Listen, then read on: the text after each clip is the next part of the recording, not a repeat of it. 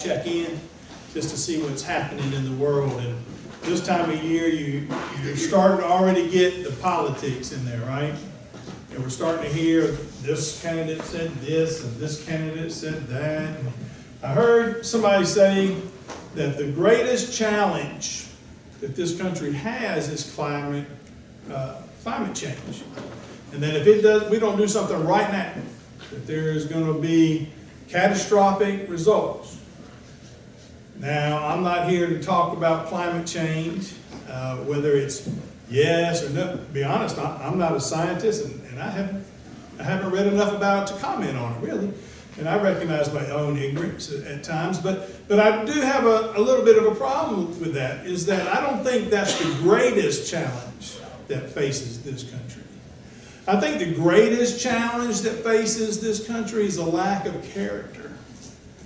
That we've gotten away from being a people of character, where our integrity matters, where human life matters, when being actually good people who will stand up against what's wrong, is what's missing in this country. And if you do look at the news, it's really not hard to find, is it?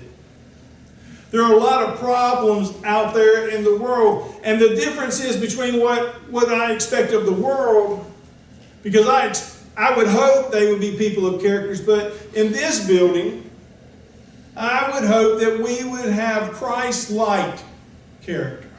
In other words, that we would be moved daily to try to be as Christ-like as we can. Does that sound reasonable? Because I think at that point, we can make a difference in the world. I heard somebody say this week that you need to start building tomorrow today. In other words, the changes and the things you do today will affect how tomorrow turns out. Would you agree with that? So, the title of my sermon today was exactly that, because he was talking about education, but what I'm talking about is Christian character and who we are inside and what we do with that. Because I think our Christ-like character can affect the world and can affect change and can make the world a better place. Would you agree with that? So it's a very important topic and something that we need to reflect on. I'm not trying to point the finger at any one person or say you need to work on your character or your character, because character comes from where? Where do you see character at? If I wanted to know what your character was, would I need to open you up? You know, character comes from inside, but it spills out of us. It spills out of us at the darndest times. I mean, when we're not expecting it, and we act like we're good, or we act like we're all, got a good reputation, or got, put on this good front, and then all of a sudden, we slam our thumb with a hammer, and all of a sudden all kinds of things come out of our mouth that we wish we hadn't said. You ever done that? It hurts. It hurts. But I try to just bite my lip so I don't say anything wrong, But what happens is those things that are inside of us spill out during trials and tribulations sometimes. Sometimes it's easy to be a man or woman of character when everything's going good. But when things get rough, it becomes a little more difficult, doesn't it? Are you the same person you are at home out in public? Do you do the same things? Or do you put on a show? A lot of people out there put on a show. But not everybody. Some of us are people of character. Character is defined as this. Let me read it to you. Character is defined as moral firmness, self-control, integrity, truthfulness, honesty, commitment, purity, thoughtfulness, thankfulness, generosity, love, sharing, helpfulness, responsibility, thoroughness, trustworthiness, respect, fairness, courage, diligence, desire for excellence, perseverance, self-discipline, determination, etc., etc., etc. But you get the idea, don't you? Now, I read those fast, but did you pick out some that maybe you hold on to? Or do you hold on to the whole list? Or do you find yourself void in more places than you wish you were? And you know, it's not a question for me to answer. It's not a place for me to judge you. I wouldn't dare have that job. It's way above my pay grade. But it's something for you to reflect on, because I can't change you. You can change you, but I can't change you. God can change you, but I can't change you. All I'm doing is putting it out there for you to think about. Right? I got to worry about Kenny. That's a full-time job. Sometimes it spills over to Pam, where she's got to look out for me too. And she's like, get off me, I got my own stuff, you know. But we all need to be worried about how are we presenting ourselves in a world today. A world of darkness, a world that needs a lot of help. Would you agree with that? Yeah. And if we need to be Christ-like, what does that look like as opposed to character? If we're going to have a Christ-like character, how does that relate to people of just a character? I think you take people of character and then you add mercy, and you add grace, and you add unforgiveness, unconditional love, things like that that make us a step different. And it goes against goes against culture totally. Our culture out there today does not represent that, does it? You don't have to look far. You really don't. And you'll see that things have changed in this country. Things have changed over the world, but things have changed more specifically in this country. That's not the way it used to be, is it? Integrity used to be something you used to worry about, being a person of character or integrity. We want to do any kind of deal now. We need 48 pages of a legal contract done by a lawyer. You remember when a handshake was good enough? Why? Because we were people of integrity. Your word was your bond. If you told me it was going to happen, I believed you. And you took your part and I took my part, and we made sure it happened, didn't we? You see, we could put lawyers out of business. There's no lawyers, right? No lawyers. We could or we could at least change the direction in which their work goes. You know, if they didn't have to sign all these legal contracts, we could just be a people of integrity, of character. But, you know, you say, well, I am, but I don't trust that guy across from me shaking my hand. Because there's not enough integrity in the world, is it? We're lacking. We're lacking as a country. We're lacking as a county. We're lacking, I think, in some ways as a church. I think we can always improve. Amen? We're all works in progress, right?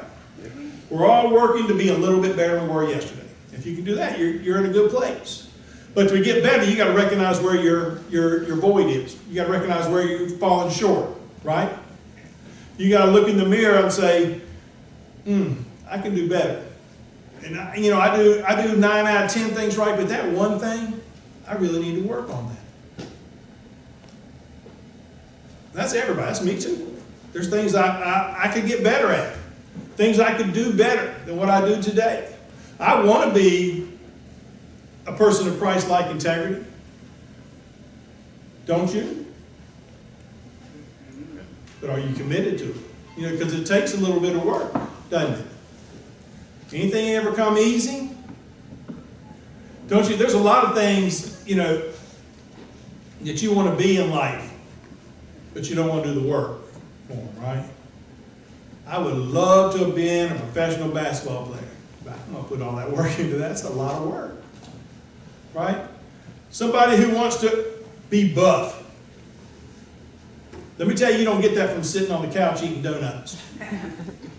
You change your shape, but it's not the shape you're looking for, right? Right? Because you have to get off the couch and go lift some weights and eat right if you want to get buff or muscles. I can tell y'all, all of y'all are in good shape, and I'm the only one that carries my workout around my waist. But we need to be able to exercise what we need to exercise. In other words, we need to take our character out from inside and let it spill out into the world. We need to set an example where people see us as people of character. Right? We need to make sure that they can look inside of us, and no matter what they see, is that they're going to see something that resembles Christ. In our words, in our actions. And the question is that when you go out in the world, is that what they see? Don't get it confused with reputation. Because a lot of people say, I got a good reputation. You just ask the people at the Rotary Club, or you ask the people I do sewing club with, I have an impeccable reputation. That's not what I'm talking about. A lot of people confuse reputation with character. Reputation is what the world sees. Character is what God sees. Because that comes from within. Anybody can put on a show. Some people are great actors, better than even on TV. They act all prim and proper and everything's great, but deep down inside, it's not. It's not. It's not right. It's not where it needs to be.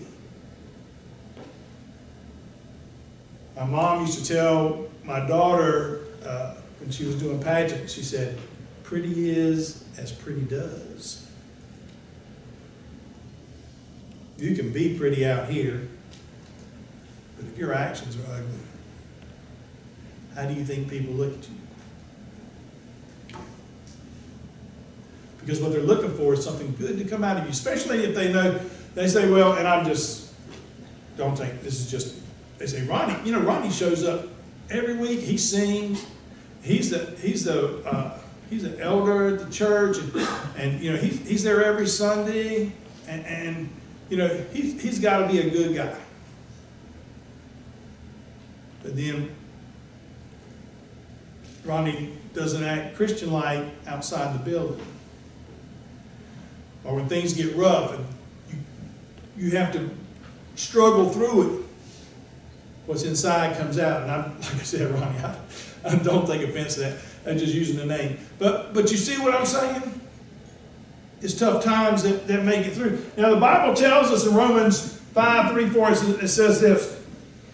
It says that not only that, but we also glory in the tribulation. In other words, we glory in, or another version has joy. We have joy in the hard times, knowing that tribulation produces perseverance. And perseverance, character. And character, hope. You see, it's telling us there that you need to be joyful in the hard times, knowing that God's with you, and man, He's got a plan for you, and what He's going to do, what He's doing today is going to produce a better tomorrow. That you're going to come out of this storm a better person, with a closer relationship to Him, that you need to lean on Him, that you need to let Him form that character that's in you, that you need to keep striving and keep striving and keep striving to get through the storm. Because sunshine will come. There'll be brighter days. Although sometimes it doesn't seem that way, and I get that. But there will be. There will be. You see, we're called to be people of character because the world needs change. It needs a lot of change. These are very dark times. You just, like I said, you look at TV and look at the shows that are on there now. There's a lot of garbage out there. We need some Mayberry, what we need.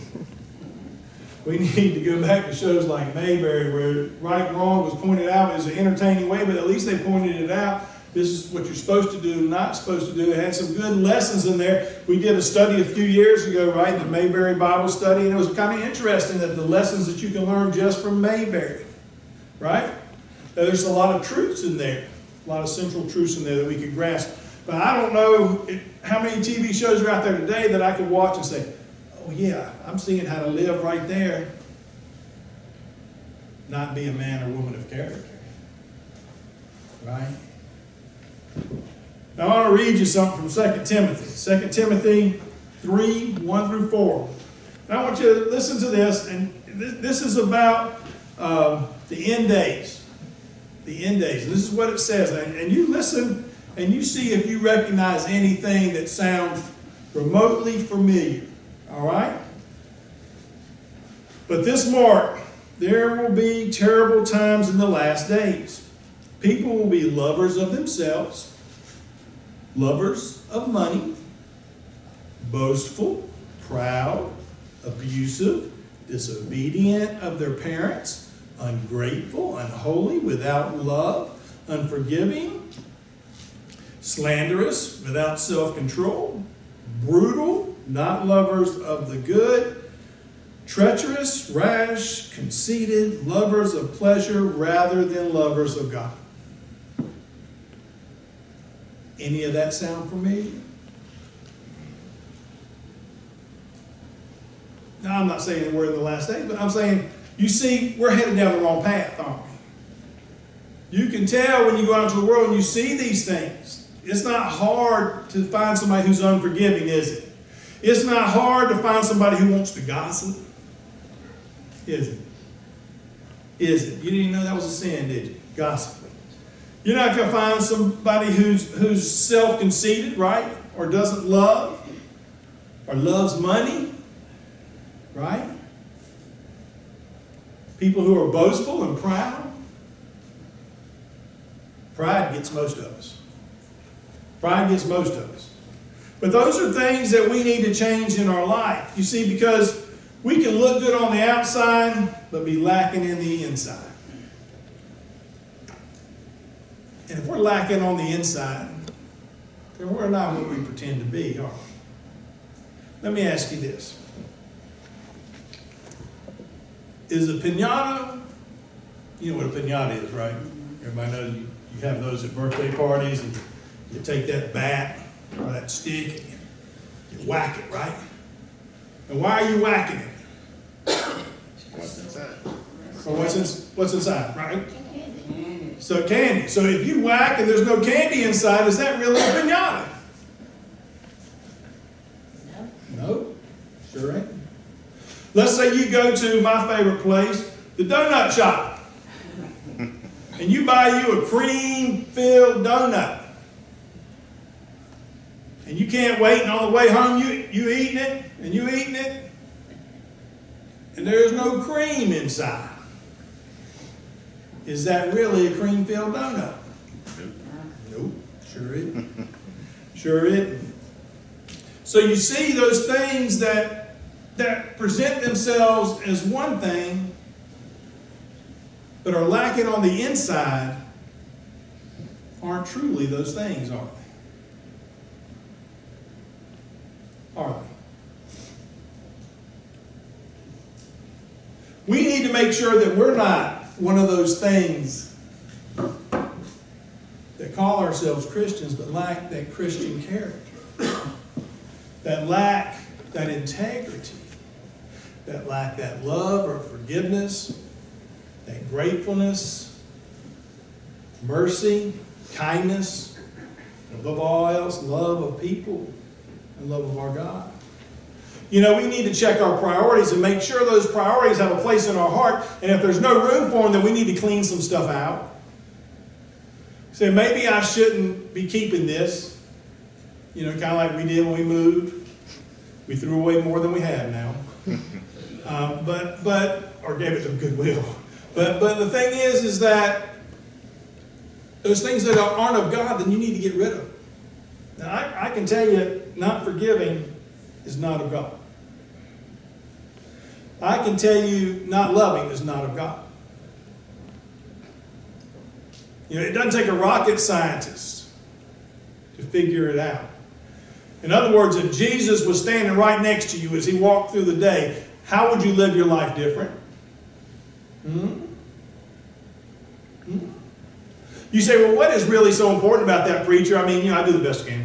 I do the best I can. Let me tell you, people are watching. They're looking for examples. They want to see if you are what you are, what you say you are. Our children, our young people are looking. If they're looking to see what a Christian looks like, would you be the best example? Or would you be like, no, go follow that person over there. They're better. You know, they're not me. Don't follow me. You know, but kids are watching all the time. And if you don't believe that, you just need to pay attention to the kid to see what they're watching. My grandson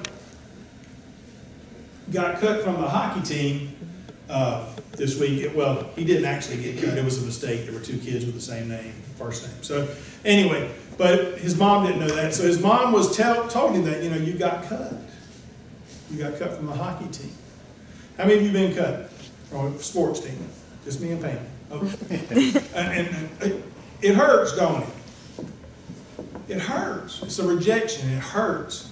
And he was sitting there crying on my daughter's lap about, you know, being cut. And she said, you know, don't worry about it. You know, Papa was cut from basketball, and he would practice, and he went back the next year, and he made the team. And he said, you're just lying. He said, you're lying. You're just saying that to make me feel better. I've seen Papa play basketball, and he's really good. And I don't think I even realized that he had ever seen me play basketball. You see, I wasn't paying attention to what he was watching. What if I had slipped? What if I had been a sore loser? What if I had thrown a temper tantrum because something happened? What if I had acted out of character? What if the wrong words flew out of my mouth? What if any of those things had happened and I didn't even know he was watching me? They didn't, by the way.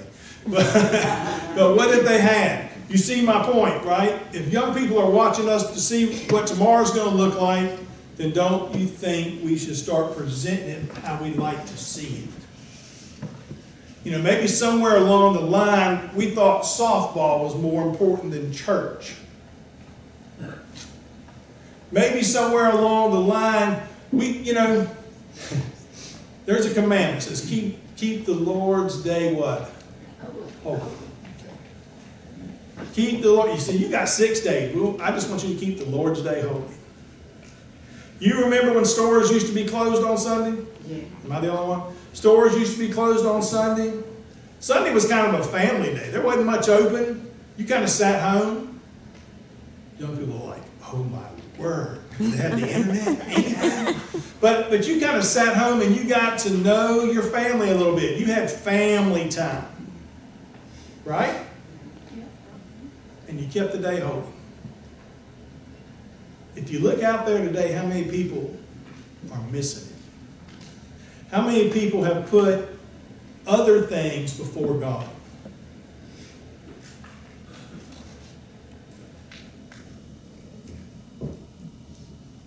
Doesn't take much, does it? Don't have to look far, does it? Which tells us we're in need, right? That we need to start building a better tomorrow in today. You see, it starts today. You can't say I want to be a bodybuilder or whatever and then expect to walk out there tomorrow and be looking like Arnold Schwarzenegger. It's going to take some work. It's going to take some time, but you take the day you're in and you try to make the next day better. Right? You try to be a better person so that others can see that you're a better person and receive that in whatever form that God lays before you. And you make the world a little bit better place. Don't you? Do you agree with that? I'm not here to beat you up. I'm really not. You know, if you look through the Bible, there have been a lot of people who have had slips in character, right? David, King David, right? He had slip, right? He had an affair. He had a husband of the person he had an affair moved to the front of the line so he would be what? Killed. That's a little slip. That's a pretty big slip in character, right? Peter had a little slip in character, didn't he? He denied Christ what? 3 times. 3 times. That's a slip. You're not by yourself. We're not perfect. We're works in progress. But the crime, the sin would be, is not to work at progressing in your Christianity, not progressing in becoming more and more Christ-like every day. So as we leave this place today, as we reflect on what I've said here today, I hope this is what you'll do. I hope you'll stand in front of the mirror and look at yourself and say, where's my void? Show me, let that be your prayer. Show me where I'm lacking, God, that I may correct it. Show me where I need to be working so that I may work it. And if you're doing that, and then you follow it up by actually working with those things that God has laid on your heart, then you'll be making a better tomorrow today. And all God's people said, Amen. Amen.